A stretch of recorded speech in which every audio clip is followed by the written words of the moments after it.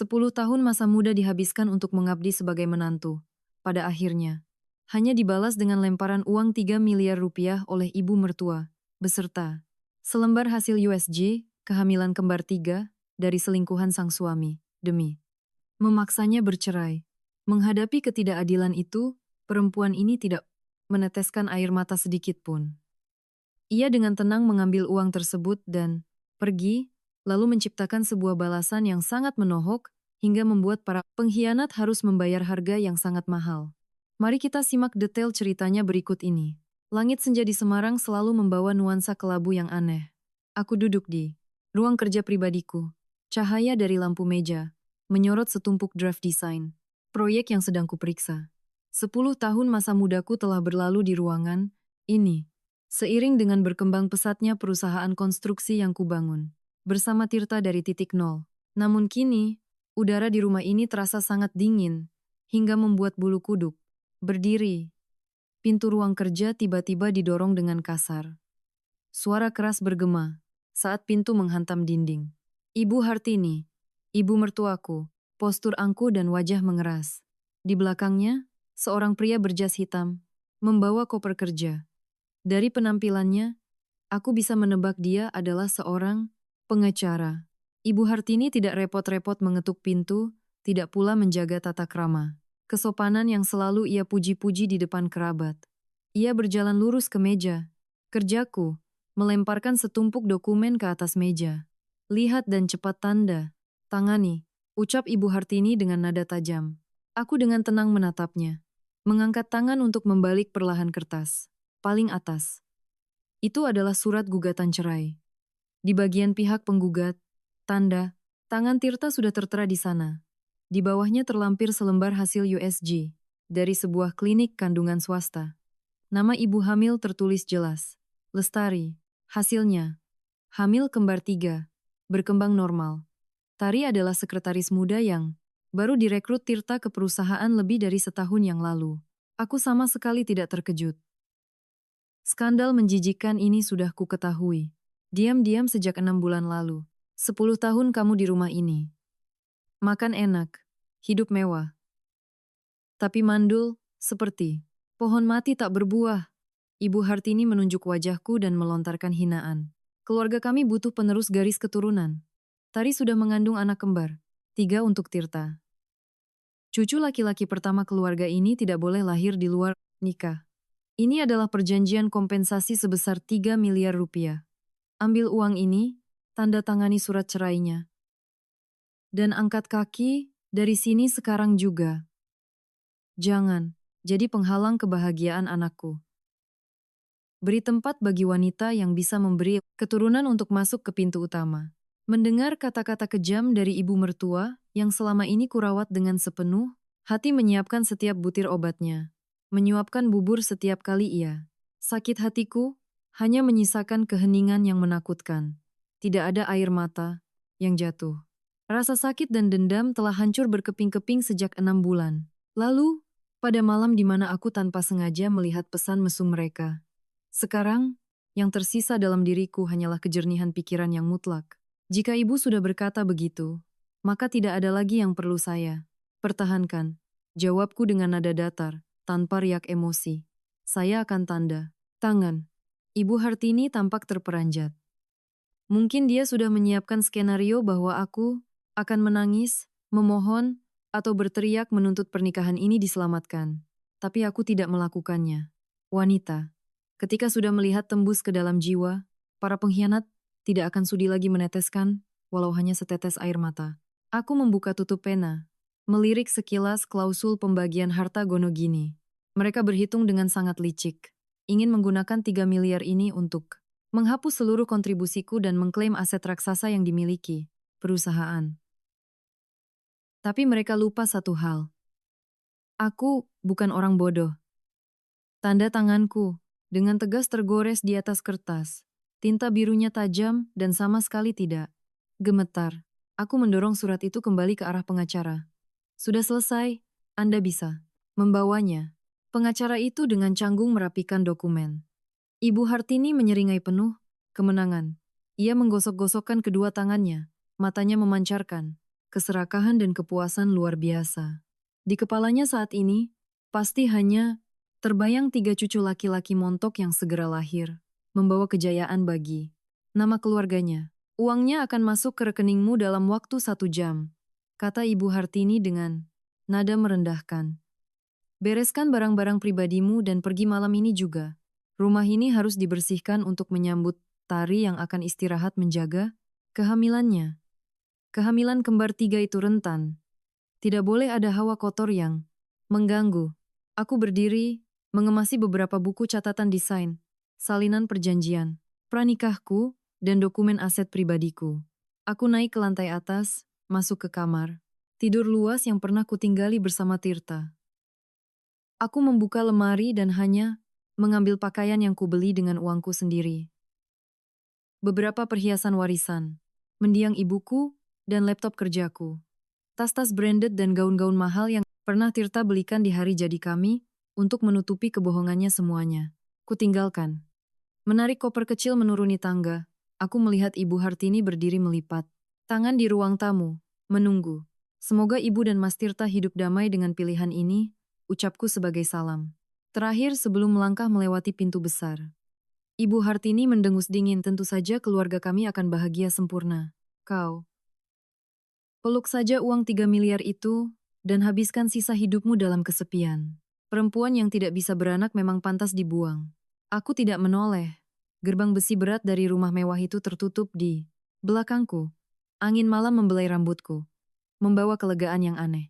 10 tahun masa muda, 10 tahun dedikasi, pada akhirnya ditukar dengan kebebasan, yang meski terlambat, namun sangat sepadan. Taksi membawaku pergi dari kawasan perumahan elit itu.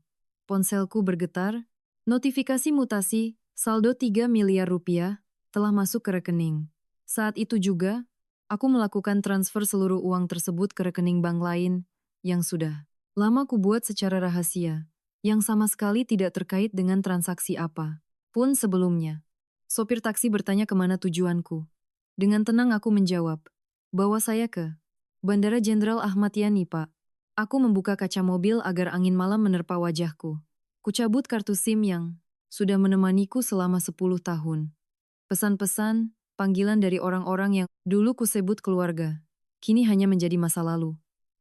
Aku mematahkan kartu SIM itu dan membuangnya ke tempat sampah tepat di depan lobi keberangkatan bandara. Mulai detik ini, aku resmi menguap dari kehidupan Ibu Hartini dan Tirta. Penerbangan malam membawaku meninggalkan kampung halaman. Tujuanku adalah Bali. 6 bulan lalu, tepat saat menemukan pengkhianatan Tirta, aku diam-diam membeli sebuah apartemen mewah menghadap pantai di Sanur dengan uang tabungan pribadi dan keuntungan dari investasi rahasiaku. Aku merancang sendiri setiap sudutnya, membeli setiap perabotnya. Itulah tempat perlindunganku yang sebenarnya. Tempat yang aman untuk memulihkan diri dan merencanakan hidup baru. Pesawat mendarat di Bandara Ngurah Rai saat larut malam. Udara yang membawa aroma asin laut terasa sangat menenangkan. Aku naik taksi ke apartemenku, membuka pintu. Cahaya lampu kuning yang lembut menyala. Semuanya rapi, bersih, dan memancarkan aroma minyak esensial serai langgananku. Aku merebahkan diri di sofa yang empuk, menutup mata. Tidak ada lagi omelan ibu, mertua. Tidak ada kebohongan suami yang berkhianat. Malam ini, aku akan tidur, sangat lelap, tidur paling damai selama 1 dekade terakhir. Sinar mentari pagi Pulau Dewata, yang menerobos jendela kaca besar, membangunkanku. Aku menyeduh teh chamomil, berdiri menatap ombak yang dengan lembut menyapu hamparan pasir putih. Kehidupan baru benar-benar dimulai. Pada saat yang sama, melalui akun email anonim tempatku terus berkomunikasi dengan Bima, asisten setiaku di perusahaan aku, menerima rentetan pesan yang melaporkan situasi di Semarang.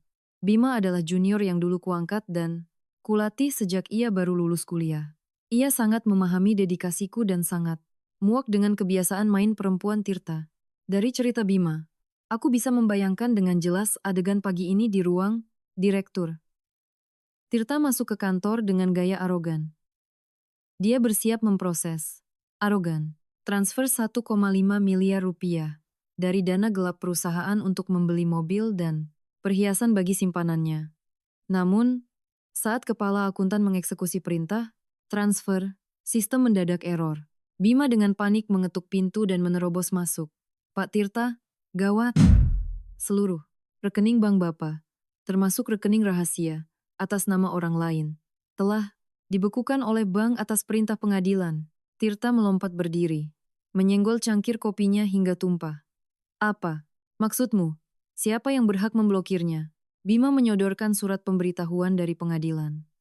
Bu Larasati telah mengajukan permohonan sita marital untuk mengamankan harta Gonogini.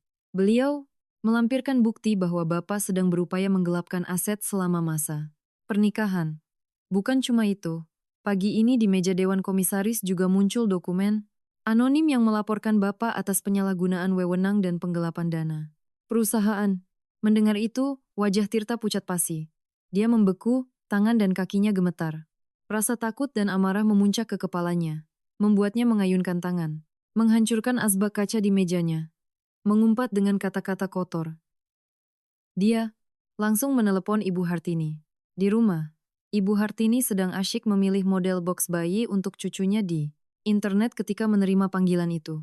Mendengar Tirta mengabarkan bahwa seluruh uang telah dibekukan dan posisinya sebagai direktur terancam, Ibu Hartini sangat terkejut hingga ponselnya terjatuh. Tekanan darah wanita serakah itu melonjak drastis. Ia memegangi dadanya, terengah-engah, lalu ambruk dan pingsan di tengah ruang tamu mewah, tempat dia mengusirku semalam. Selesai membaca email Bima, aku hanya tersenyum tipis. Aku tidak merasa puas, layaknya balas dendam yang kejam. Aku hanya menuntut keadilan, menggunakan hukum yang berlaku untuk melindungi keringat dan air mataku sendiri. Karma itu nyata. Siapa yang menabur angin akan menuai badai. Aku duduk di meja kerja, menyalakan laptop. Di sebelahnya, terdapat sebuah flash disk kecil, namun menyimpan kekuatan yang cukup untuk meruntuhkan seluruh kemunafikan Tirta. Aku mencolokkan flash disk itu, memeriksa kembali seluruh data. Dengan hati-hati, di dalamnya terdapat rekaman video dari dashcam mobil Tirta, merekam dengan jelas percakapan mesum dan momen saat ia mengantar Tari ke hotel. Di sebelahnya, ada file Excel yang kusun sendiri, membandingkan setiap angka yang direkayasa dalam buku kas perusahaan selama 3 tahun terakhir, mulai dari pengeluaran fiktif untuk dana entertain hingga markup harga material bahan bangunan. Aku telah merinci setiap rupiah yang Tirta curi dari proyek untuk ditransfer ke rekening Tari. Telepon rumah di apartemenku berdering. Itu adalah nomor yang baru kudaftarkan, atas nama seorang teman. Di ujung sana, suara berat seorang pria terdengar. Tegas. Halo, Ibu Larasati. Saya pengacara perwakilan Bapak Tirta. Anda sedang melakukan tindakan yang berdampak serius terhadap kehormatan dan aset klien. Jika Anda tidak segera mencabut permohonan pembekuan aset, kami akan menuntut balik Anda atas pencemaran nama baik. Aku tersenyum. Nada bicaraku tenang bercampur sedikit rasa kasihan pada pengacara yang sedang mencoba menggertak itu. Halo Pak. Sepertinya Mas Tirta belum menceritakan semuanya pada Anda. Tolong, catat informasi ini. Saya memegang seluruh mutasi rekening aliran dana dari perusahaan ke rekening pribadi Nona Tari. Saya juga memegang kwitansi pembelian apartemen mewah senilai 2 miliar rupiah atas nama Tari, tapi pembayarnya adalah Tirta. Ditambah lagi, saya punya cukup data dashcam dan rekaman suara untuk membuktikan Tirta melanggar UU perkawinan secara fatal. Anda orang hukum. Menurut Anda, jika saya menyerahkan semua ini ke Ditreskrim Suspolda, berapa tahun klien Anda akan membusuk di penjara? Henning. Suara napas pengacara itu seolah tertahan. Kepercayaan diri dan ancamannya di awal tadi lenyap tak berbekas. Tolong sampaikan pada Tirta, hadapi saja kenyataan ini dengan tenang. Lanjutku, dengan nada tegas. Apa yang menjadi hak saya? Akan saya ambil kembali semuanya. Apa yang menjadi miliknya? Biarkan dia memeluknya dan menanggung karmanya. Sendiri.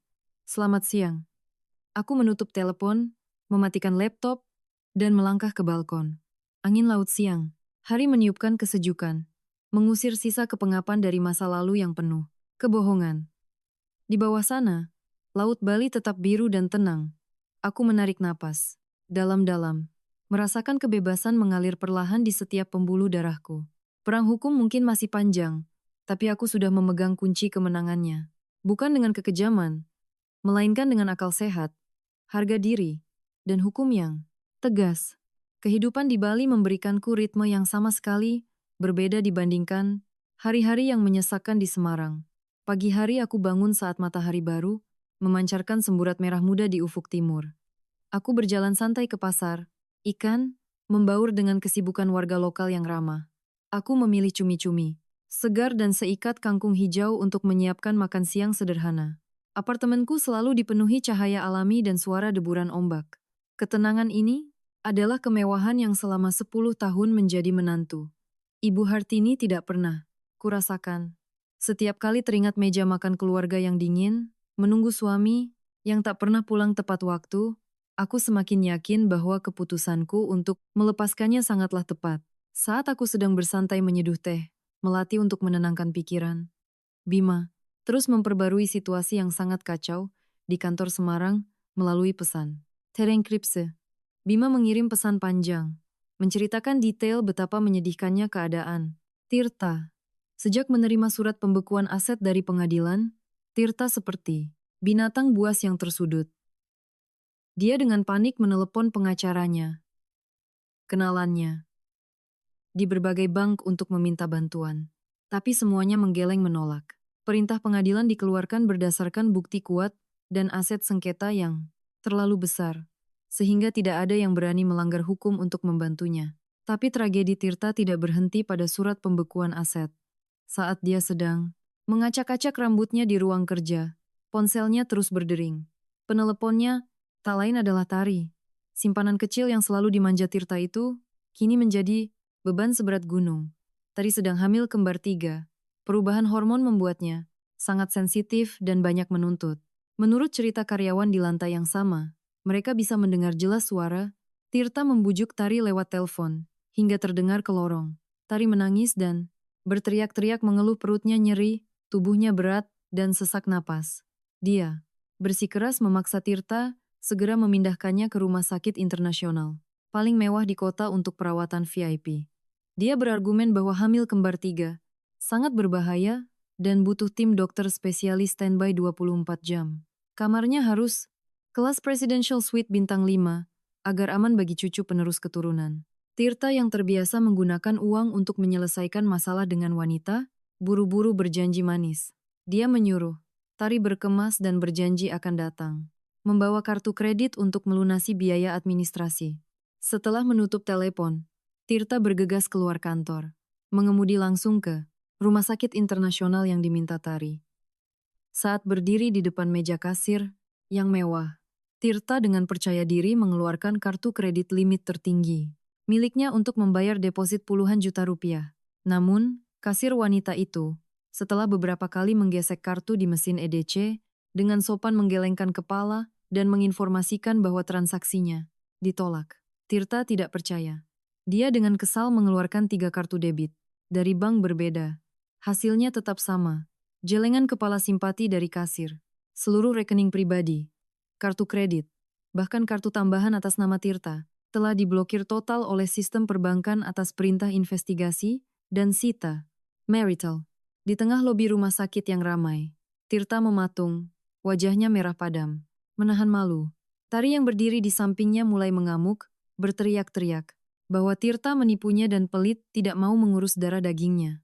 Tatapan penasaran dari orang-orang di sekitar membuat Tirta harus segera menarik Tari kembali ke mobil. Belum berhenti sampai di situ. Begitu Tirta mengantar Tari kembali ke apartemen mewahnya untuk ditenangkan, ia menerima telepon darurat dari kepala akuntan. Dengan suara panik, akuntan itu mengabarkan bahwa tim auditor dari Otoritas Jasa Keuangan (OJK) dan aparat pajak tiba-tiba mendatangi kantor. Mereka membawa surat perintah audit investigasi menyeluruh terhadap buku keuangan perusahaan selama 3 tahun terakhir. Ini adalah efek domino dari laporan anonim beserta bukti detail yang telah kukirimkan sebelum meninggalkan rumah itu. Tim auditor meminta penyegelan seluruh komputer, lemari dokumen di ruang akuntansi, dan menuntut Direktur Tirta segera hadir untuk dimintai keterangan. Tirta mendengar kabar itu bagai disambar petir. Dia buru-buru meninggalkan Tari yang masih berteriak-teriak di apartemen, mengemudi dengan panik kembali ke kantor untuk menghadapi bencana yang jauh lebih besar daripada sekadar tidak bisa membayar rumah sakit. Dalam situasi di ujung tanduk, ketika kartu bank diblokir dan perusahaan diaudit ketat, Tirta tidak bisa meminjam uang dari siapapun. Teman-teman bisnisnya yang biasa mabuk-mabukan bersama, kini serempak beralasan sibuk, mematikan ponsel, dan menghindar saat tahu perusahaannya bermasalah. Terdesak, Tirta terpaksa kembali ke rumah mewahnya untuk meminta bantuan ibu, Hartini. Ibu selalu menjadi pelampung penyelamat terakhir bagi anak laki-laki yang terlalu dimanjakan. Saat itu, Ibu Hartini baru saja siuman setelah serangan darah tinggi mendadak. Paginya, dia sedang berbaring di sofa jati di ruang tengah, sementara pembantu memijat kakinya. Melihat Tirta berlari masuk dengan keringat bercucuran dan pakaian berantakan, Ibu Hartini buru-buru duduk. Tirta berlutut di samping. Ibunya menggenggam tangannya dan menangis terseduh-seduh. Dia menceritakan bagaimana mantan menantu yang jahat itu telah membekukan seluruh uangnya, membuat dia tak punya sepeser pun untuk membawa Tari ke rumah sakit VIP. Dia melukiskan skenario bahwa 3 cucu laki-laki mereka sedang dalam bahaya karena kurangnya fasilitas medis terbaik. Tirta mengakhiri tangisannya dengan memohon agar ibunya mencairkan deposito tabungan hari tuanya untuk menyelamatkan keturunan keluarga. Ibu Hartini, yang sangat patriarki dan buta oleh obsesi memiliki cucu laki-laki, seketika mengabaikan rasa sakit di tubuhnya. Dia menyuruh pembantu mengambil buku deposito senilai 1,5 miliar rupiah yang disimpan di brankas. Itu adalah uang hasil penjualan tanah warisan di kampung dan uang saku dari Tirta selama bertahun-tahun. Ibu Hartini berganti pakaian, buru-buru memanggil taksi, dan langsung menuju cabang utama bank di pusat kota Semarang. Dalam pikirannya saat ini, satu-satunya hal yang penting adalah mengambil uang itu, menampar wajah orang-orang yang merendahkan putranya, dan membawa pulang 3 cucu berharganya. Setibanya di bank, Ibu Hartini menerobos antrean, menuntut teller memproses pencairan seluruh dana 1,5 miliar, beserta bunganya. Setelah menerima buku, tabungan, mencocokkan KTP, dan mengetik nomor di komputer, teller itu terdiam. Dia mengerutkan kening, memeriksa layar berulang kali, lalu menatap Ibu Hartini. Dengan bingung, "Maaf Ibu, dana di rekening ini saat ini tidak dapat dicairkan oleh sistem," jelas teller dengan lembut. Ibu Hartini menggebrak meja kaca. "Bicara apa kamu? Uangku disimpan di sini. Bertahun-tahun, buku atas namaku, KTP-ku ada di sini. Kenapa tidak bisa ditarik? Kalian mau menahan uang nasabah?" Teller itu buru-buru menenangkan. "Bukan begitu, Bu. Harap tenang. Biar saya jelaskan. Sistem mencatat bahwa pada akhir tahun lalu, rekening ibu didaftarkan pada layanan proteksi aset anti penipuan siber dengan tingkat keamanan paling tinggi. Sesuai prosedur layanan ini, untuk membuka blokir dan menarik dana besar, ibu harus melewati 3 tahap verifikasi yang sangat ketat. Pertama, harus ada nomor telepon terdaftar untuk menerima kode OTP. Kedua, harus ada konfirmasi biometrik wajah dari perangkat ponsel yang didaftarkan saat itu. Dan ketiga, yang paling penting, harus ada surat keterangan resmi dari polsek setempat untuk membuktikan ibu tidak sedang berada di bawah kendali penipuan hipnotis atau scammer online. Mendengar itu, rahang Ibu Hartini jatuh. Ingatannya melesat mundur ke masa setahun yang lalu. Saat itu, ia terus-menerus mendapat telepon ancaman dari penipu yang menyamar sebagai polisi, mengatakan ia terlibat sindikat narkoba dan harus mentransfer uang. Dia sangat panik. "Akulah Larasati, menantu yang selalu dihujatnya, yang turun tangan menyelesaikan semuanya. Aku membawanya ke bank, menggunakan pengetahuanku untuk membantunya mendaftar paket keamanan tingkat tinggi ini. Aku menggunakan kartu SIM cadanganku untuk menerima kode OTP-nya, mengatur fitur pengenalan wajah menggunakan ponsel lamaku. Saat itu, aku hanya ingin melindungi uang masa tua ibu mertuaku dari komplotan penipu siber. Aku menjelaskan dengan jelas padanya bahwa prosedurnya sangat rumit, tapi uangnya akan aman mutlak. Saat itu ia mengangguk memuji perhatianku. Namun sekarang, Kartu SIM cadangan itu telah kupatahkan dan kubuang ke tempat sampah bandara. Ponsel yang diatur untuk biometrik juga telah kuriset ke pengaturan pabrik dan kutinggalkan di rumahnya. Kehilangan seluruh data lamanya. Untuk mencairkan uang ini sekarang, Ibu Hartini harus membuat permohonan ke bank, menunggu verifikasi identitas, verifikasi tanda tangan, dan harus ke kantor polisi membuat bab yang sangat berbelit-belit, memakan waktu setidaknya 7 hingga 14 hari kerja. Kenyataan pahit yang menghantam kepala Ibu Hartini membuatnya limbung. Perangkap, tanpa sengaja dari masa lalu, kini menjadi benteng beton yang menghalangi segala harapan ibu dan anak itu. Di tengah keheningan bank, Ibu Hartini mulai kehilangan kendali. Ia tidak bisa menerima kenyataan bahwa uangnya sendiri dikunci rapat oleh regulasi perlindungan yang justru ia setujui. Keputusasaan bercampur sifat arogan aslinya membuat ia berteriak histeris. Kalian kerja tidak becus. Saya tidak tahu soal penipuan apapun. Buka blokirnya. Sekarang. Ada nyawa yang menunggu di luar sana? Apa kalian bisa tanggung jawab? Panggil kepala cabang ke sini. Teriakan Ibu Hartini menarik perhatian seluruh nasabah dan satpam. Manajer lounge bergegas keluar. Dengan sopan namun sangat tegas menjelaskan kembali klausul kontrak yang ditandatangani Ibu Hartini sendiri setahun lalu. Mereka menyodorkan salinan kontrak dengan tanda tangan aslinya, yang menyatakan bahwa risiko kehilangan ponsel atau nomor telepon harus ditanggung nasabah dan wajib mengikuti prosedur pemulihan standar tanpa pengecualian. Ibu Hartini menatap kertas itu, tulisan tangannya terpampang jelas. Ia teringat wajah tenangku saat dengan sabar menjelaskan setiap baris kalimat padanya. Perasaan tersudut ditambah penyesalan karena telah mengusir menantu yang paling bisa diandalkan. Mulai mengoyak batinnya. Jika aku masih di sana, hanya butuh 5 menit menekan layar ponsel dan semuanya beres. Tapi sekarang, aku sudah menguap, tak berbekas. Kemarahan luar biasa memompa darah ke otaknya. Ibu Hartini merasa dadanya diremas kuat oleh tangan tak terlihat. Pandangannya mulai mengabur. Suara di sekitarnya mendengung. Ia mencengkeram dada kirinya, terengah-engah menahan napas. Manajer bank yang melihat wajahnya membiru langsung memapahnya ke sofa, dengan panik menyuruh staf memanggil ambulans. Dalam rasa sakit luar biasa akibat serangan jantung koroner akut, Ibu Hartini ambruk ke lantai yang dingin. Sirina ambulans meraung membelah jalanan pusat, kota, membawa Ibu Hartini langsung ke IGD Rumah Sakit Umum Daerah, RSUD. Tirta sedang pusing, memberikan klarifikasi kepada tim auditor di kantor ketika menerima telepon dari rumah sakit. Mendengar ibunya masuk ruang resusitasi ICU dalam kondisi kritis, Tirta meninggalkan tumpukan dokumen audit, berlari, kesetanan menuju rumah sakit. Berdiri di depan pintu ruang IGD dengan lampu merah menyala, Tirta mengacak-acak rambutnya.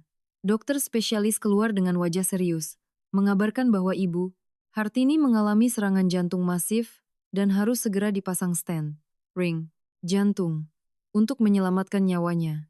Namun, karena RSUD penuh, alat khusus itu harus dipesan darurat dari rumah sakit pusat, dan keluarga wajib menyetor uang. Muka yang tidak sedikit. Saat Tirta dengan putus asa menggeledah dompetnya mencari kartu yang sudah tidak berguna, ponselnya kembali berdering. Dari tari, Tirta mengangkatnya dengan gemetar. Dari seberang sana, suara melengking. Tari berteriak memakinya, menyebut Tirta. Pria tidak berguna yang berjanji memberinya kemewahan, tapi malah menghilang, meninggalkannya kesakitan di apartemen. Tari mengancam, jika dalam 1 jam, Tirta tidak membawa uang, ia akan meminum obat penggugur kandungan dan membuang 3 anak itu. Menolak melahirkan untuk keluarga melarat ini. Di satu sisi, ibu kandungnya sedang meregang nyawa bergantung pada selang oksigen. Di sisi lain, simpanannya yang mengandung cucu penerus keluarga, mengancam meminta uang. Tirta merosot bersandar pada dinding rumah sakit, jatuh, terduduk di lantai keramik. Air mata pria pengkhianat itu tumpah dengan getir. Karma yang ia tabur kini mulai tumbuh, mencekik hidupnya dengan kekuatan yang paling kejam. Dari Bali yang jauh, aku terus menerima pembaruan dari kenalan lama. Membaca kabar Ibu Hartini masuk rumah sakit dan keputusasaan Tirta. Aku tidak merasa puas dengan cara mengejek. Tidak pula berniat membeli tiket untuk menjenguk. Hatiku sudah sepenuhnya membeku untuk orang-orang itu. Aku menutup layar laptop perlahan, berjalan ke balkon menyiram pot bougainville yang sedang berbunga lebat. Hidup ini sangat adil. Tidak ada yang bisa merebut kebahagiaan orang lain dan hidup damai selamanya. Bersamaan dengan penyelesaian sengketa aset pribadi, aku diam-diam menjalankan langkah catur yang lebih besar di perusahaan konstruksi. Itu adalah tempat di mana aku menumpahkan keringat dan darah selama masa mudaku, dan aku tidak akan membiarkan Tirta menjadikannya alat untuk mendanai kebejatan moralnya. Beberapa hari terakhir, melalui jaringan internet yang aman, aku terus mengadakan rapat virtual dengan kelompok pemegang saham minoritas perusahaan. Sebagian besar dari mereka adalah kerabat atau rekan seperjuangan almarhum ayah, mertuaku. Mereka menyetor modal sejak perusahaan baru berdiri dan selalu mempercayai manajemen kami berdua. Belakangan mereka mulai curiga. Melihat laba perusahaan merosot tanpa alasan, jelas dan banyak proyek yang dikomplain karena kualitas material menurun. Aku memutuskan untuk mengirimkan seluruh bukti kepada Pak Bahrudin, perwakilan dari kelompok pemegang saham ini. Dalam berkas itu, terdapat salinan mutasi, faktur asli, yang disandingkan dengan buku kas yang sudah direkayasa Tirta. Setiap selisih markup harga semen dan baja yang dikantongi Tirta kutandai dengan warna merah. Yang paling fatal, aku melampirkan salinan legalisir akta jual beli apartemen mewah senilai 2 miliar rupiah atas nama Lestari, beserta mutasi aliran dana langsung dari rekening proyek perusahaan ke pihak developer. Kebenaran terungkap telanjang. Tirta secara terang-terangan merampok keringat kolektif perusahaan untuk membeli rumah bagi simpanannya.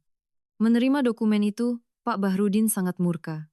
Ia segera menggalang dukungan pemegang saham lain, mengumpulkan cukup persentase hak suara untuk menggelar Rapat Umum Pemegang Saham Luar Biasa, RUPSLB.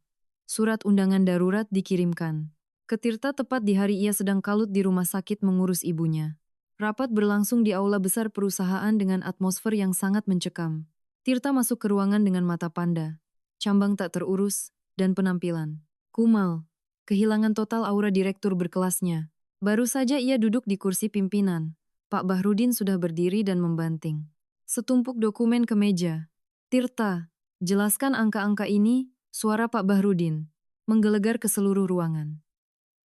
Kami percayakan uang kami untuk kamu kelola, malah kamu pakai beli rumah untuk selingkuhan. Memalsukan bukti. Membawa perusahaan ke ambang kebangkrutan. Apa kamu pantas duduk di kursi direktur? Tirta memungut dokumen itu, wajahnya dari pucat berubah menjadi putih pasi. Ia tergagap, mencoba beralasan bahwa ini adalah kesalahan bagian keuangan, bahwa ia hanya meminjam sementara dan akan mengembalikannya. Tapi pembelaan lemah itu langsung ditenggelamkan oleh amarah seluruh ruangan. Para pemegang saham terus mencecar, menuntut kasus ini dibawa ke ranah hukum. Hasil RUP SLB diputuskan dengan cepat dan keras. Dengan suara mayoritas mutlak, RUPS mencopot Tirta dari jabatan Direktur Utama secara tidak hormat, kendali. Sementara diserahkan kepada Dewan Transisi yang dipimpin Pak Bahrudin untuk bekerja sama dengan pihak berwajib mengusut penyelewengan dana. Tirta dicabut dari segala kewenangan. Stempel perusahaan disita. Mobil dinas ditarik. Dan ia dilarang bepergian ke luar negeri. Dari posisi direktur yang bisa memanggil hujan dan angin, hanya dalam beberapa hari, Tirta kehilangan karier, kehormatan, dan kekuasaannya. Diusir oleh satpam, dari gedungnya sendiri, Tirta berjalan sempoyongan di trotoar yang terik. Langit, Semarang biru cerah. Tapi di mata Tirta hanya ada warna abu-abu keputusasaan.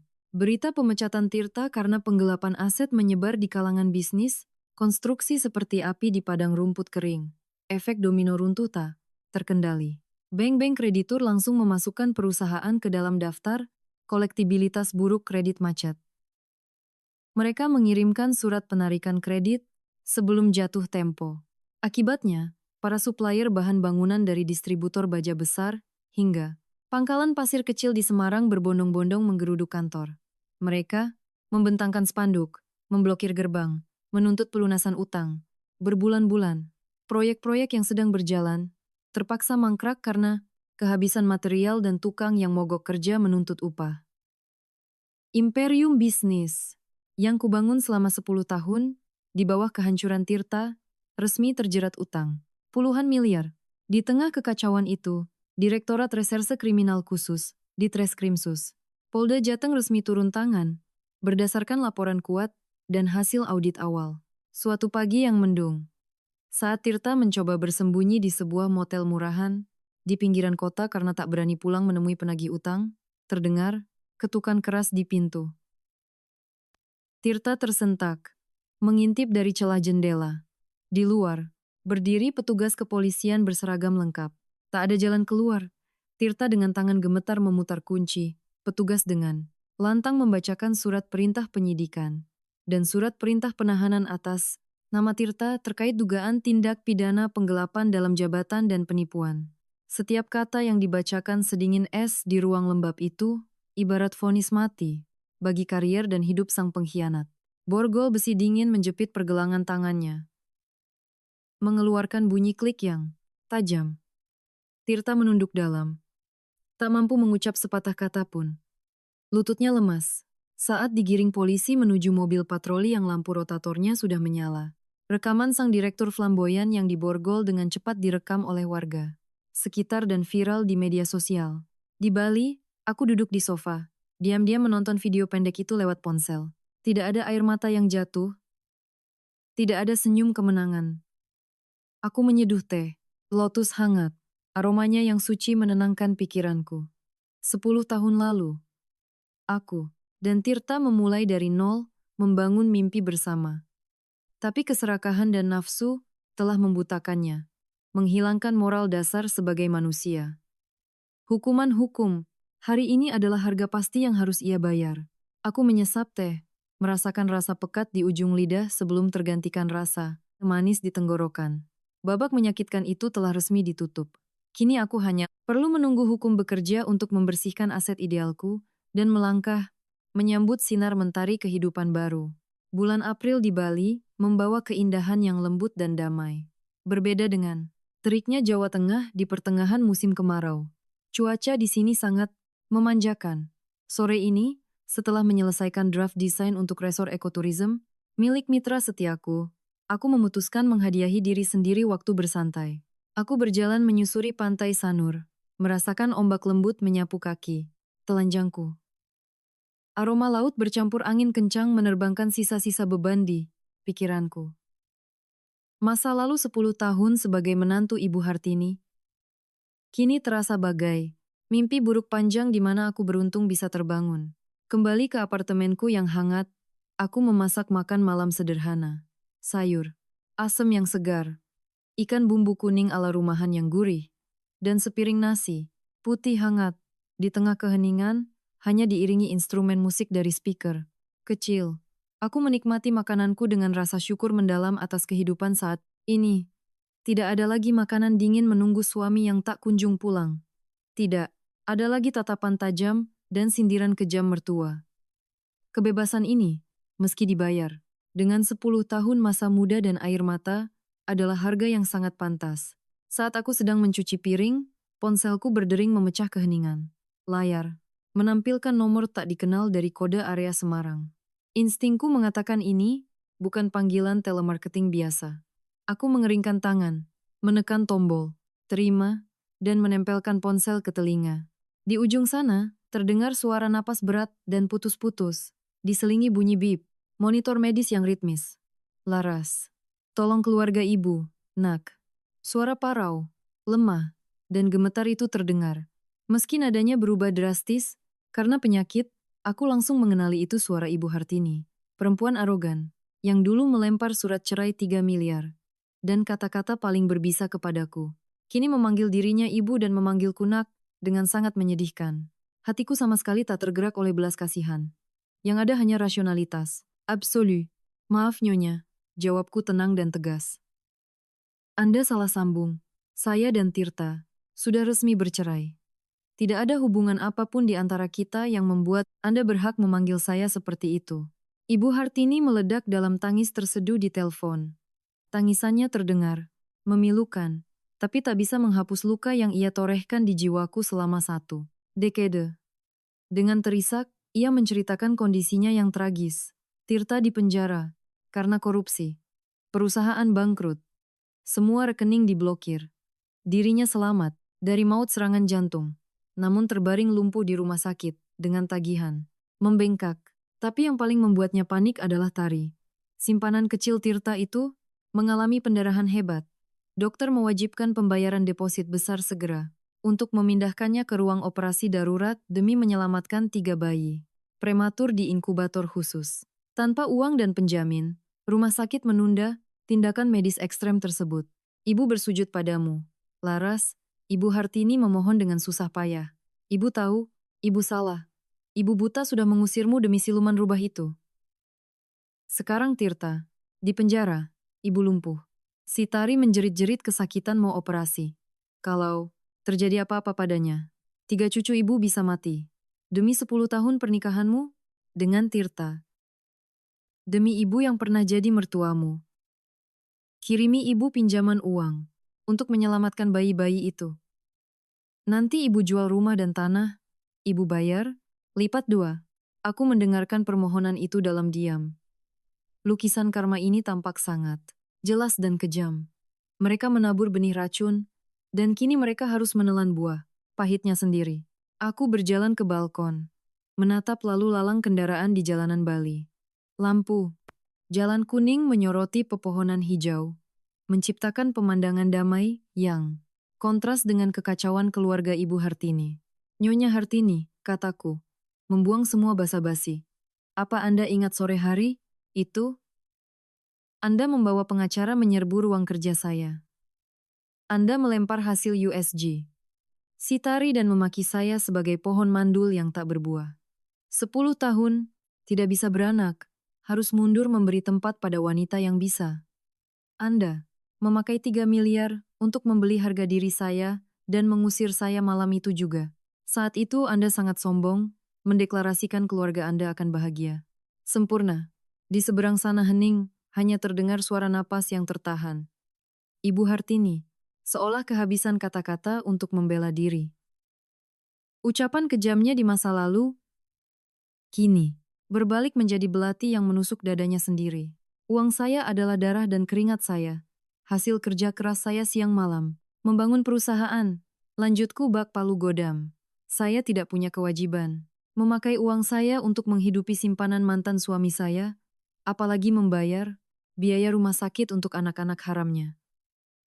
Semua yang keluarga Anda tanggung, sekarang adalah akibat dari keserakahan dan pengkhianatan. Selesaikan sendiri masalah Anda, dan jangan pernah menelepon saya lagi. Tanpa memberi waktu Ibu Hartini merespons, aku memutus panggilan. Aku langsung memblokir nomor itu untuk memastikan tidak ada lagi gangguan yang menyusup ke hidupku. Aku menarik napas dalam, merasakan angin laut. Ketegasan ini bukan kekejaman, melainkan satu-satunya cara melindungi kedamaian yang dengan susah payah kudapatkan. Empati yang salah tempat hanya akan mensubsidi kejahatan. Malam ini, aku kembali tidur lelap, membuang semua dendam masa lalu. Keesokan paginya, saat aku duduk di kafe pinggir pantai menikmati es kopi hitam, tanpa gula, pesan panjang masuk dari Bima. Membaca laporannya, aku bisa membayangkan tragedi yang terjadi di RSUD Semarang, tempat orang-orang yang dulunya bersekutu kini saling gigit demi kepentingan yang runtuh. Semalam, setelah kutolak mentah-mentah, Ibu Hartini jatuh dalam keputusasaan total. Ia menangis membasahi bantal di ruang perawatan jantung. Namun, ketenangan itu tak berlangsung lama. Subuh harinya, pintu didorong kasar. Tari muncul dengan keadaan sangat mengenaskan. Ia memakai baju pasien kebesaran, menggotong perut buncitnya dengan langkah gontai. Rambutnya acak-acakan. Wajah pucat tanpa makeup, matanya memancarkan amarah dan keputusasaan. Menurut cerita, Bima dari perawat jaga, Tari diusir dari ruang perawatan khusus, kehamilan risiko tinggi, karena depositnya habis, dan tak ada keluarga yang membayar. Terpojok dan perutnya sesekali kram. Tari menyeret kakinya dari bangsal kebidanan ke bangsal jantung mencari Ibu Hartini untuk menuntut uang. Topeng menantu idaman yang penurut telah dilepas sepenuhnya. Tari menunjukkan wujud aslinya, mata duitan, licik, dan kasar, di mana nenek sembunyikan uangnya. Keluarkan cepat. Tari berkacak pinggang, berteriak di tengah ruang rawat inap yang berisi pasien lain. Jangan pura-pura sakit. Anakmu janji belikan rumah dan mobil. Janji kasih VIP di rumah sakit internasional. Sekarang dia di penjara. Kamu ibunya. Kamu harus tanggung jawab. Kalau tidak keluar uang, kubuang 3 anak ini, biar kalian lihat. Mendengar hinaan kurang ajar dari wanita yang dulu dipujanya setinggi langit, Ibu Hartini gemetar menahan marah. Ia berusaha memaksakan diri duduk, menunjuk, wajah Tari dengan suara parau penuh benci. Dasar perempuan murahan. Keluargaku hancur gara-gara kamu. Tirta korupsi buat ngasih makan kamu sampai masuk penjara. Aku sampai setengah mati begini juga. Karena kamu. Jangan mimpi bisa dapat sepeser pun lagi dari rumah ini. Lonte, pergi dari hadapanku. Makian itu ibarat menyiram bensin ke api amarah Tari. Ia sadar tambang emas yang digalinya telah benar-benar kering. Merasa ditipu ditambah rasa lelah dan sakit. Kandungannya, Tari kehilangan akal sehat.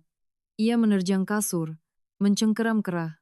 Baju pasien Ibu Hartini kuat-kuat. Siapa yang kamu sebut Lonte? Hah?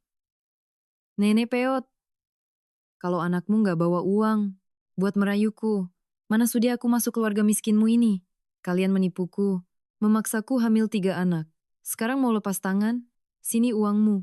Ibu Hartini yang dicekik kerahnya menjadi panik. Ia menggunakan sisa tenaga di tangan kanannya untuk menampar wajah Tari dengan keras. Tamparan itu tak seberapa kuat, tapi cukup membuat Tari kalap. Ia menjerit bak binatang buas. Menggunakan kedua tangannya mendorong tubuh Ibu Hartini kuat-kuat. Dorongan itu membuat Ibu Hartini kehilangan keseimbangan.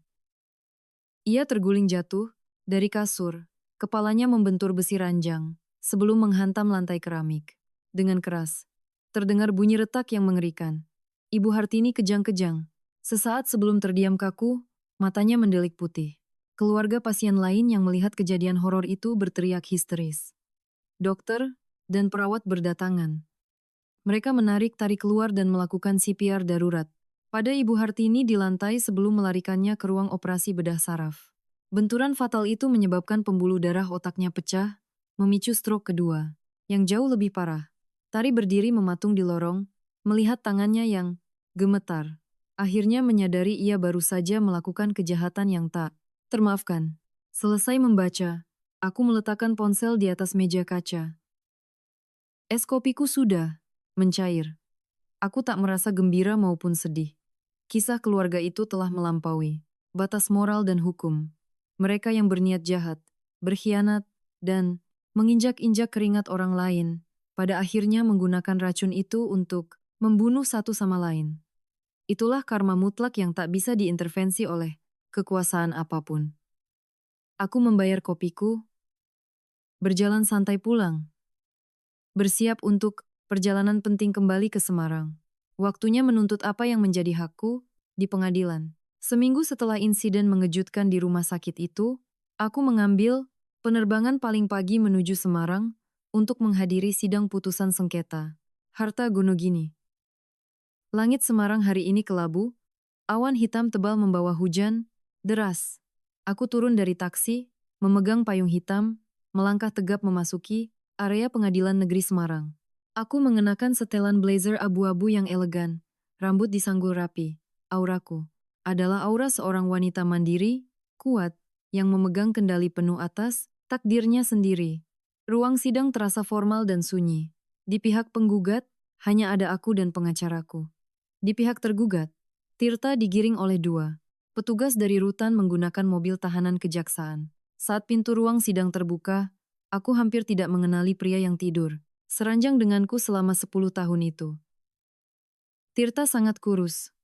Rongga matanya, cekung hitam, rompi oranye tahanan yang membalut tubuhnya membuatnya terlihat sangat menyedihkan dan kerdil. Melihatku duduk tegak di kursi seberang, Tirta menundukkan pandangannya, tak berani menatapku.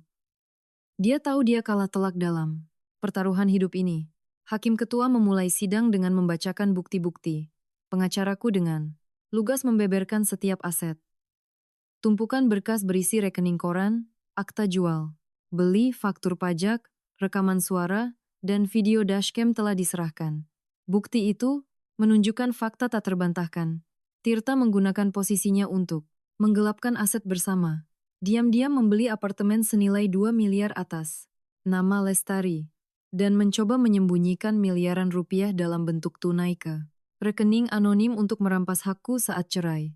Menghadapi bukti baja ini, pengacara pro bono yang ditunjuk untuk Tirta sama sekali tak berdaya.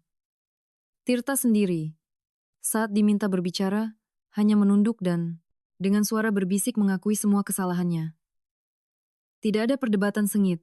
Fakta yang terlalu jelas membuat sidang selesai lebih cepat. Setelah skorsing 1 jam, majelis hakim membacakan putusannya. Pengadilan mengesahkan perceraian kami terkait harta bersama. Karena Tirta terbukti beritikat buruk menyembunyikan aset dan melanggar monogami pernikahan, hakim memutuskan aku berhak atas porsi terbesar dari sisa aset legal yang ada. Khusus untuk apartemen mewah senilai 2 miliar atas nama Lestari, hakim menetapkan bahwa properti tersebut dibeli dari aliran dana yang digelapkan, secara melawan hukum dari harta bersama. Oleh karena itu, hakim membatalkan hak milik Tari atas apartemen tersebut dan mengembalikannya secara penuh kepadaku. Sebagai ganti rugi, palu hakim diketuk dengan keras, mengakhiri segala sengketa hukum di antara kami. Tirta digiring kembali ke mobil tahanan.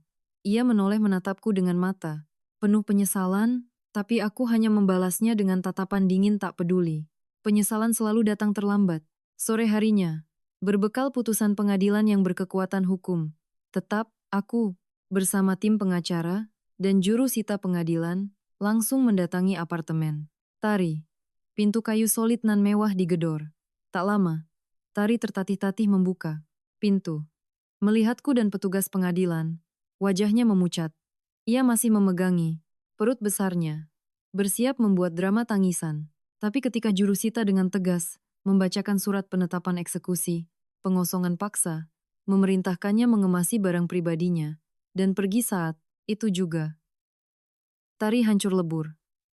Ia menangis bersujud memohon padaku untuk membiarkannya tinggal karena ia tak punya uang, tak punya tempat bersandar, dan kandungannya sudah mau melahirkan. Aku mundur selangkah, menghindari tangan kotornya. Dengan dingin aku menyuruh kuli pangkut mengeluarkan semua pakaian dan tasnya ke lorong. Seseorang yang tega mendorong wanita tua hingga koma.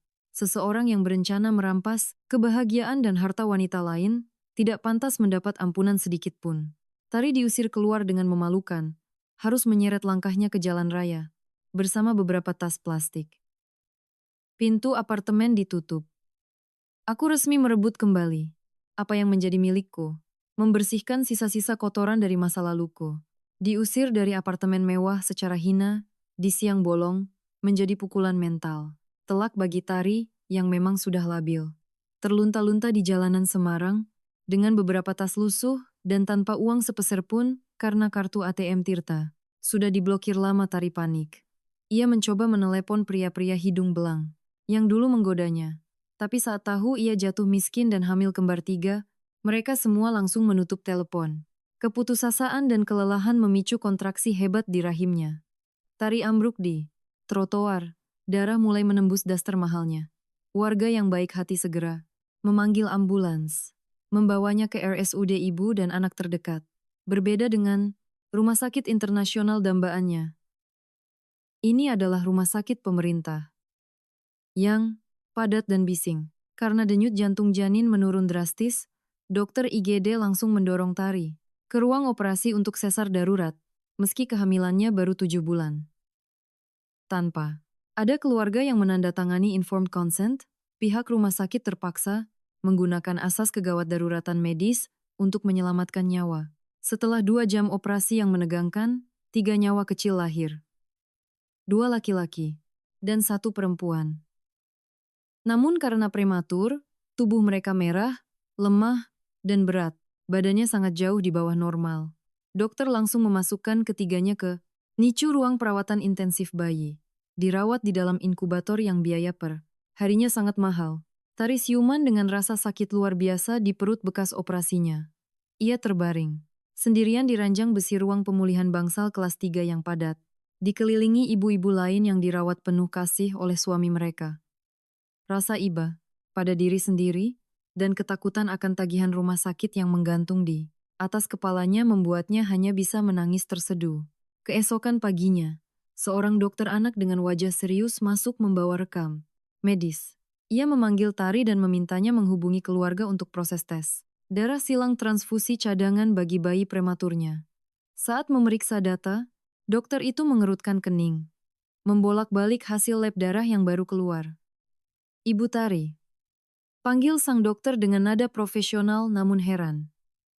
Di buku, kayak ibu dari klinik lama, tercatat golongan darah suami ibu adalah A, sedangkan ibu B. Dua bayi laki-laki bergolongan darah AB dan B. Ini normal secara genetika. Tapi, hasil lab bayi perempuan yang bungsu menunjukkan golongan darah O. Apa ibu yakin data golongan darah ayah yang ibu berikan dulu itu benar? Mendengar itu, wajah Tari seputih mayat. Meski tidak paham ilmu kedokteran, mendalam, pertanyaan dokter itu menusuk tepat ke ketakutan terdalam yang selama ini ia kubur rapat-rapat. Awal tahun lalu, saat Tirta dinas luar negeri cukup lama, Tari yang genit tak tahan kesepian dan diam-diam tidur dengan seorang berandalan klub malam bernama Hendra. Hendra adalah preman kelas Teri yang suka menipu wanita. Hubungan gelap itu terjadi tepat di apartemen yang dibelikan Tirta. Saat tahu hamil kembar 3, Tari sangat ketakutan karena tidak tahu mana anak Tirta dan mana anak Hendra. Tapi melihat kekayaan Tirta dan obsesinya pada penerus keluarga, Tari nekat melempar bola pada sang direktur lugu itu untuk melegalkan statusnya sebagai nyonya kaya. Sekarang secari kertas golongan darah O dari bayi perempuannya ibarat vonis mati. Ketakutan rahasianya terbongkar membuat Tari menggigit bibir hingga berdarah. Ia buru-buru berbohong bahwa mungkin klinik lama salah tulis, mencoba menutupi semuanya. Namun ia tidak tahu bahwa percakapan itu tak sengaja terdengar oleh seorang ibu parubaya yang sedang menunggui menantunya di ranjang sebelah. Ibu itu rupanya kerabat jauh Ibu Hartini, yang tahu persis skandal keluarga Tirta belakangan ini. Rahasia menjijikan di balik kedok cinta buta itu mulai retak, siap memicu gempa bumi yang akan membakar habis sisa-sisa kebohongan. Rumor tentang keanehan golongan darah si kembar 3 menyebar secepat kilat, melalui obrolan gosip para tante di grup keluarga. Info ini segera sampai ke telinga keluarga yang sedang merawat Ibu Hartini di ruang saraf. Pasca terbentur lantai akibat ulah Tari, Ibu Hartini kini lumpuh sebelah kiri. Mulutnya mencong dan sangat sulit bicara. Deposito 1,5 miliarnya masih tertahan di bank karena proses surat kuasa yang rumit. Ia hidup merana bergantung pada belas kasihan sumbangan keluarga. Mendengar cerita kerabatnya soal anak golongan darah O, mata Ibu Hartini membelalak ngeri. Instingnya mengatakan keluarganya telah diperdaya dengan sangat kejam oleh si pelakor. Amarah memuncak membuatnya memukul ranjang dengan tangan kanannya yang masih berfungsi. Lewat erangan tak jelas dan isyarat tangan, ia memerintahkan adik laki-lakinya Paman Tirta untuk mencari tahu kebenarannya. Paman Tirta yang memang benci pada Tari, diam-diam menyuap perawat Nicu untuk mengambil sampel rambut halus beserta folikel dari ketiga bayi tersebut. Sampel itu, bersama helai rambut Tirta yang diambil dari sisir lamanya di rumah, dikirim via kurir kilat ke laboratorium forensik DNA, swasta paling bergengsi di Jakarta, dengan layanan VIP 48 jam. 2 hari menunggu hasil bagi keluarga Ibu Hartini bak siksaan neraka. Hingga amplop bersegel dari lab itu tiba. Sang paman membawanya ke kamar inap, merobek segel di depan mata Ibu Hartini. Di atas kertas itu, kesimpulannya tercetak, kejam. Analisis genetik mengonfirmasi bahwa sampel DNA ayah terduga, Tirta, dan 2 bayi laki-laki memiliki kecocokan identik sebagai ayah biologis. Namun, sampel DNA bayi perempuan sama sekali tidak cocok. Kesimpulan, Tirta bukan ayah biologis dari bayi perempuan tersebut. Ibu Hartini menatap tajam kertas itu.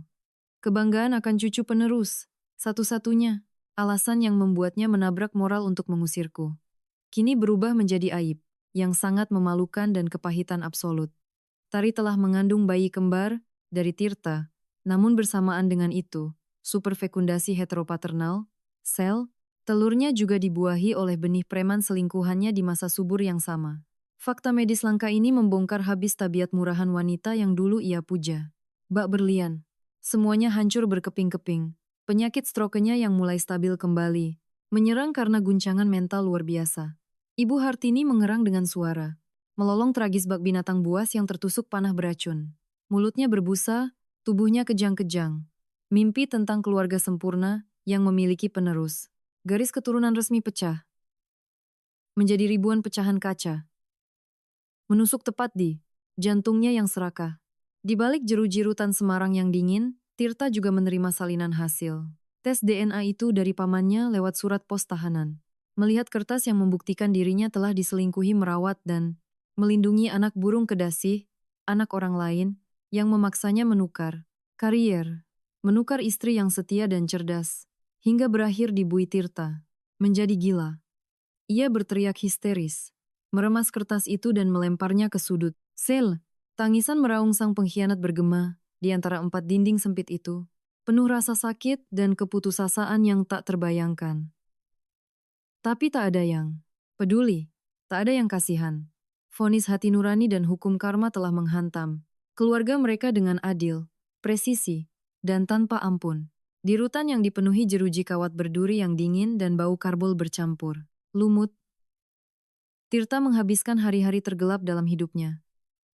Dari seorang direktur yang naik mobil mewah, makan di restoran mahal, dan selalu dihormati, kini ia hanya tahanan berbaju oranye yang kehilangan kemerdekaan dasar. Setiap hari terasa bagai satu abad. Ia harus makan nasi bungkus seadanya, tidur di dipan semen keras, dan menghadapi keheningan hati nuraninya yang menakutkan. Pagi itu, mendung menggantung pertanda hujan badai. Sipir berjalan di koridor, berhenti di depan sel Tirta. Kunci diputar, sipir menyodorkan amplop putih melalui celah jeruji. Pengirimnya, Paman Tirta. Tangan Tirta gemetar, menerimanya.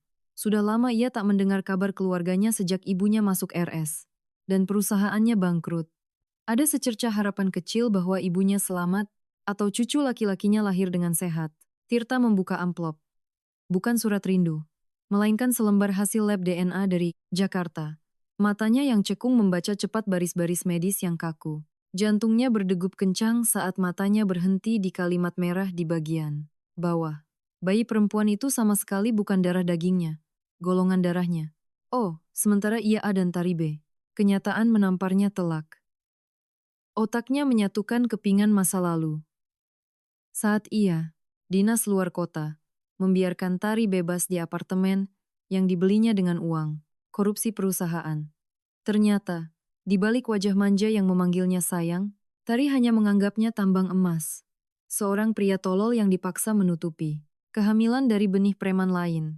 Hamil kembar 3, tapi berasal dari 2 pria. Berbeda. Rasa malu ini jutaan kali lebih menyakitkan dari vonis korupsinya. Tirta jatuh, berlutut di lantai semen. Hebat. Ia telah mengorbankan masa mudanya. Mengorbankan istri setia yang menemaninya dari nol. Ia menghancurkan periuk nasinya sendiri, membuat ibunya lumpuh di RS. Ia masuk penjara, hancur lebur, dan miskin, hanya untuk melindungi anak dari preman antah berantah. Teriakan putus asa keluar dari tenggorokan Tirta, merobek kesunyian blok tahanan. Tirta mengacak-acak rambutnya, meninju lantai berkali-kali, hingga tangannya berdarah. Penyesalan yang terlambat menyapu akal sehatnya, bagai tsunami. Dalam kepanikan, ia membenturkan kepalanya sekuat tenaga ke dinding. Bata di depannya. Ia ingin mati saja, mengakhiri hidupnya yang bodoh dan kotor. Tapi baru saja dahinya berdarah, pintu sel dibuka paksa. Sipir yang mendengar, keributan langsung meringkusnya ke lantai, mencegah bunuh diri. Tirta memberontak sia-sia, air matanya bercampur darah. Ia menangis meraung-raung, seperti anak kecil yang kehilangan segalanya. Nyawa bagi Tirta saat ini lebih menakutkan daripada kematian, karena ia harus hidup memikul rasa malu ini sepanjang sisa hukumannya. Di kota Denpasar, Bali yang cerah, aku menjaga ritme hidupku yang damai.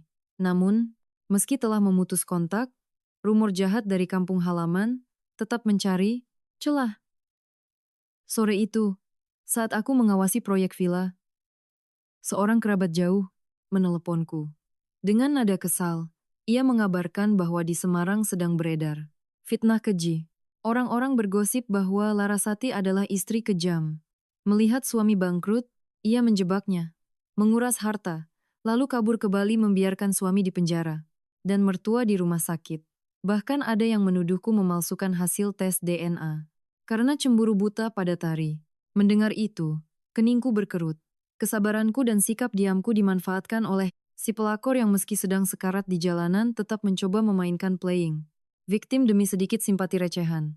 Aku sadar, jika aku diam, stigma perempuan jahat ini akan melekat selamanya dan mengganggu reputasi bisnisku. Membuka kebenaran bukan untuk ajang balas dendam, melainkan hak bela diri demi keadilan atas 10 tahun hidupku. Malam itu, di meja kerjaku, aku membuka akun media sosial pribadiku, Facebook, Instagram, yang terkoneksi dengan banyak rekan bisnis dan kerabat di Semarang.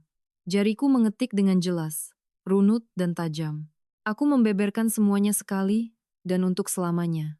Tulisan itu tidak menggunakan kata makian atau ratapan. Hanya kronologi waktu, beserta bukti nyata.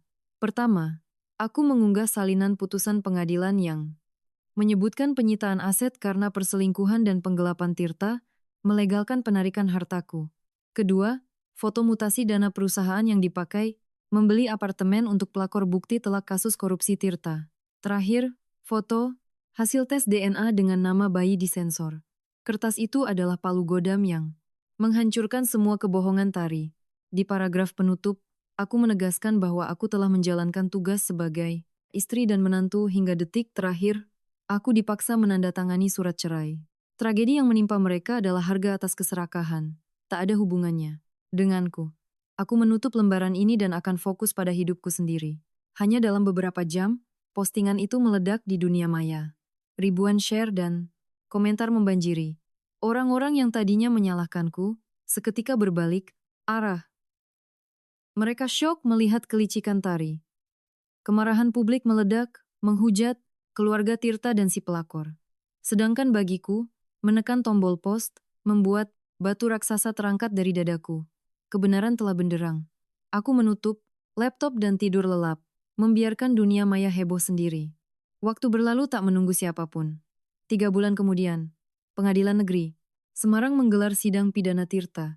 Melalui rekan lama, aku tahu sidang itu berjalan kilat karena bukti pemalsuan dokumen dan penggelapan miliaran rupiah. Sangat nyata.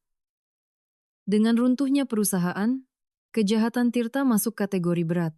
Tanpa jaminan keluarga, tanpa pengacara mahal, Tirta berdiri sendirian di kursi. Pesakitan, menunduk penuh penyesalan. Vonis 8 tahun, penjara atas kejahatan penggelapan dalam jabatan dan penipuan. Dibacakan di depan para mantan pemegang saham yang dulu adalah rekan ayahnya. 8 tahun mungkin tak selama umur manusia, tapi cukup untuk mengubur masa depan, karier, dan keluarganya. Saat digiring ke mobil tahanan, Tirta menatap langit kebebasan untuk terakhir kalinya dengan mata hampa. Karma tidak pernah salah alamat. Bersamaan dengan itu, nasib Ibu Hartini mencapai titik nadir. Tanpa perawat, tetap dan deposito yang masih tertahan birokrasi perbankan, RSUD memintanya pulang karena masa perawatan intensif telah habis. Kerabat yang dulu menjilat, saat ia kaya, kini menghilang. Tak ada yang mau merawat wanita tua yang lumpuh. Sebelah dengan temperamen buruk. Akhirnya, sang paman terpaksa mendaftarkan Ibu Hartini ke sebuah panti jompo sosial milik pemerintah di pinggiran kota Semarang. Panti itu kumuh dan bau. Pesing, tempat berkumpulnya lansia telantar. Kamarnya sempit, makanannya hambar. Tak ada cucu laki-laki yang digendong. Tak ada wibawa untuk membentak pembantu. Hanya ada kesepian, kedinginan, dan rasa sakit ngilu saat cuaca memburuk. Setiap malam, berbaring di panti yang sepi, air mata Ibu Hartini membasahi pipinya yang keriput. Ia menangis menyesal. Ia ingat saat aku masih menjadi menantunya. Meski sering disindir, aku tetap memasakkan makanan bergizi, membeli vitamin, dan menyetrika bajunya dengan rapi. Hanya karena obsesi cucu laki-laki, Ia menghancurkan keluarga anaknya. Anak di penjara, ibu di panti jompo menunggu, mati. Penyesalannya takkan mengubah masa lalu. Adapun nasib Tari, itu adalah babak paling kejam dari penolakan sosial. Dari wanita simpanan bertas branded, Tari jatuh ke dasar kemiskinan. Diusir RSUD. Karena tak bisa bayar, Tari terpaksa pulang. 2 bayi laki-laki, anak Tirta. Akhirnya dengan terpaksa dibawa oleh keluarga Paman Tirta ke panti asuhan. Karena tak ada biaya perawatan inkubator. Tari hanya memeluk bayi perempuan prematurnya. Yang penyakitan anak preman yang sudah kabur entah kemana. Membawa bayi itu kembali ke kosan murah yang disewanya. Masalah belum usai. Postingan viralku sudah sampai ke warga sekitar. Ibu kos, yang anak, perempuannya juga pernah ditinggal suami. Karena pelakor. Langsung murka melihat wajah Tari. Saya nggak terima pelakor murahan di kos saya. Bawa anak harammu pergi. Jangan. Bikin kotor tempat ini. Ibu kos membuang tas Tari ke gang. Dikelilingi tatapan jijik warga. Tari tak berani melawan. Ia menunduk, mendekap, bayinya yang menangis karena kehausan. Berjalan gontai di bawah terik matahari. Tak ada teman. Mantan sugar daddy memblokir nomornya. Tak ada pilihan. Tari, luntang-lantung hingga berakhir di terminal Terboyo. Di sanalah ia mencari tempat di bawah pohon kersen yang rindang, beralaskan, koran bekas. Ia memakai topi caping rusak, menengadahkan gelas plastik bekas air, mineral untuk meminta koin receh dari penumpang bus. Sekadar untuk beli susu. Murah. Terkadang ada pejalan kaki yang mengenali wajah pelakor viral itu. Mereka tak memberi uang, hanya tatapan jijik. Melihat bayinya menangis, hati Tari tersayat. Duduk di aspal panas terminal. Ia merasakan karma yang sesungguhnya. Berusaha merampas 3 miliar dan suami orang, ia hanya mendapat ilusi kehancuran, mewariskan utang kemiskinan dan rasa malu. Seumur hidup. 1,5 tahun berlalu sejak aku membawa koper meninggalkan rumah Semarang. Bali telah sepenuhnya memelukku dengan toleransi dan ritme hidupnya yang optimis. Luka lama telah mengering menjadi bekas luka yang tangguh. Hari ini sangat istimewa. Kompleks resort villa ekoturism bernama Binar Fajar, yang kurancang dan kudanai sendiri, resmi dibuka. Pesta peresmian berlangsung, regan dan hangat. Berbeda dengan pesta rekanan bisnis Tirta yang penuh kepalsuan dulu. Di sini aku dikelilingi mitra sejati dan staf yang berdedikasi. Saat bersulang anggur, aku tersenyum cerah. Berterima kasih atas kepercayaan mereka. Kesuksesan ini bukan sekadar uang, tapi bukti kebangkitan seorang wanita yang berani menghancurkan penderitaannya untuk menulis ulang takdirnya. Selesai pesta, aku melepas high heels, berganti dress linen santai, dan berjalan ke pantai Sanur. Matahari perlahan tenggelam, mewarnai langit dengan gradasi, jingga keemasan. Ombak putih mencium pasir, angin laut menerbangkan rambutku. Aku menarik napas, merasakan harmoni alam, teringat masa lalu. 10 tahun sia-sia, surat cerai 3 miliar, korupsi, penjara. Kini semua terasa ringan bagai awan. Aku sadar aku telah berubah. Tak ada dendam, karena aku telah memaafkan. Memaafkan bukan membenarkan mereka, tapi melepaskan jiwaku dari belenggu racun. Kehadiran Ibu Hartini, Tirta, dan Tari bukanlah hukuman, melainkan pelajaran mahal. Berkat kekejaman mereka, aku menemukan kekuatanku. Berkat surat cerai itu, aku sadar untuk mencintai diriku sendiri dan melawan dengan hukum. Mereka mengambil pernikahan buta, tapi memberiku langit kebebasan. Lampu-lampu kafe di tepi pantai mulai menyala. Aku berhenti memandang cakrawala. Ujung bibirku melengkung membentuk senyum damai. Cerita dendam di Jawa Tengah, itu telah terkubur waktu. Esok mentari pagi akan kembali bersinar membawa harapan. Dan aku, Larasati, akan terus melangkah dengan bangga, bebas, dan bersinar. Badai telah berlalu, menyisakan langit biru tanpa batas di hatiku. Para pendengar yang budiman, menutup kisah panjang Larasati, kita tentu merenungkan tentang kehidupan dan hukum karma. Kita belajar bahwa pengorbanan buta bukanlah kunci mempertahankan rumah tangga, terutama jika berhadapan dengan hati yang dihitamkan keserakahan. Siapa menabur angin, pasti menuai badai. Mereka yang menghalalkan segala cara, memanipulasi, dan menginjak keringat orang lain demi kebahagiaan palsu, cepat atau lambat akan memakan buah si malakama yang mereka tanam sendiri. Kebahagiaan sejati hanya datang pada mereka yang menjaga harga diri, berani, melepaskan pada waktunya, dan berjuang di jalan yang benar menggunakan akal sehat.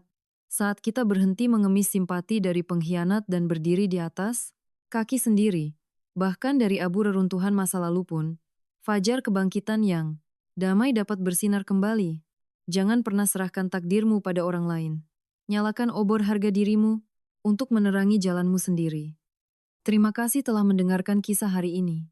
Semoga Anda semua senantiasa dikaruniai kesehatan, kedamaian, dan kebahagiaan.